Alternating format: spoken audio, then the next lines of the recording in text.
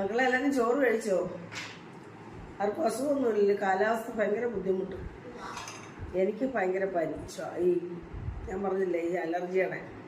പക്ഷെ ഇത് നമുക്ക് ഈ കഫം എല്ലാം മൂക്ക് വാലിയൊക്കെ അകത്തോട്ട് എവിടോട്ട് ഇറങ്ങി പിന്നെ അങ്ങ് ശ്വാസകോശ രോഗമായിട്ട് കഫക്കെട്ടായി പിന്നെ അങ്ങ് ശ്വാസം മുട്ട അങ്ങനെയൊക്കെ ആവുകൊണ്ട് തുടരെ നമ്മൾ ഇഷ്ടംപോലെ ചൂടുവെള്ളം കുടിക്കണം, ആവിയും പിടിക്കണം, മരുന്നും കഴിക്കണം കേട്ടോ.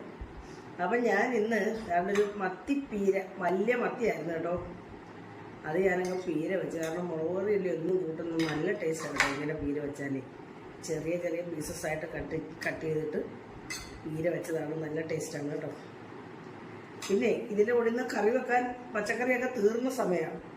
അപ്പം ഞാൻ നല്ല മുരിങ്ങയിലയും എല്ലാ ഇലവർഗ്ഗങ്ങളൊക്കെ ഇടയ്ക്കൊക്കെ നമ്മൾ എടുക്കണമല്ലോ, ആഴ്ച 2 ദിവസമെങ്കിലും ഉപയോഗിക്കണം. അപ്പം മുരിങ്ങയില തോരനും വെച്ച്, പിന്നെ ആദ്യം വന്ന പച്ചക്കറി പുളിങ്കറി, എനിക്ക് ഭയങ്കര ഇഷ്ടമാണ് പുളിങ്കറി വെജിറ്റബിൾ. ആദ്യം വന്ന കുറച്ച് പച്ചക്കറി ഉണ്ട്, അതെല്ലാം കൂടെ വെച്ചാൽ ഒരു പുളിങ്കറിയും വെച്ച്. ഇത് മതി ഊറുണ്ട് കേട്ടോ. വെജിറ്റബിൾ എല്ലാം കൂടെ ചേർത്ത്